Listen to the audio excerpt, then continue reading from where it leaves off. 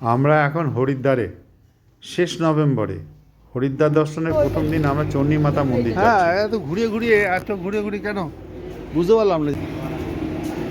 পুরান খাটোলায় উঠে আমরা যাব চণ্ডী মন্দির। আরে বাবা, এই রঘু চক্কর। জনাপ্রতি 240 টাকা করে টিকিট কেটে টিকিট দেখিয়ে আমরা রোপওয়ের দিকে যাচ্ছি। আমরা এখন পুরান খাটোলা। এই আমরা চলে আসছি পুরান খাটোলা। এখানে রোপওয়ে, মাতা চণ্ডী রোপওয়ে।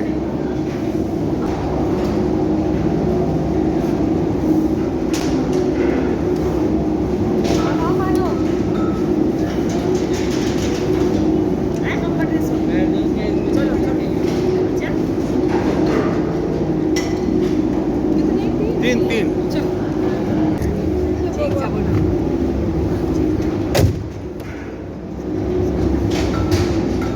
এই আমরা চেপে পড়েছি পুরান খাটোলা।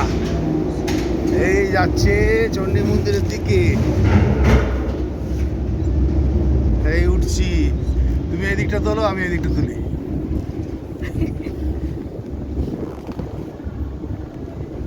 এই মাতা চণ্ডী মন্দিরে যাচ্ছি। কত আমরা উড়ান খাটোলা করে পৌঁছে গেলাম মাতা চণ্ডী দেবীর মন্দিরে। চণ্ডী দেবীর মন্দিরে পুজো দিলাম 100 টাকার ডালি কিনে।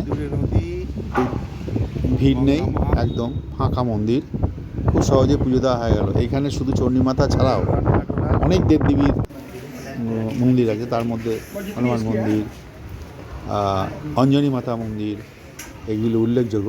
এছাড়াও অজস্র। হ্যাঁ, ওকে নেই ওটা। মূল মন্দিরে পুজো দেওয়ার পরে আমরা অন্যান্য মন্দির, অঞ্জনা দেবী মন্দির, হনুমান মন্দির, এসব জায়গায় দর্শন করতে থাকলাম এবং পুজো দিতে থাকলাম। খুব সুন্দর পরিবেশ, অপূর্ব পরিবেশ, অপার্থিব এক সুন্দর পাহাড়ের মাথায় এই দেবী মাতা চণ্ডী। এটা খুব প্রাচীন মন্দির, 1200 বছরের পুরনো মন্দির। এই মন্দিরে সারা বছর চণ্ডী মাতার মন্দিরের পাহাড়ের উপর থেকে শীতকাল একটু কম। হরিদ্বার শহরে ও তৎসংলগ্ন গঙ্গা নদী খুব সুন্দর দৃশ্যমান এবং অপূর্ব দৃশ্য দেখার পরে আমরা আবার উড়ান খাটোলায় উঠে পড়লাম। উঠে পড়ে নিচের দিকে নেমে পড়ছি।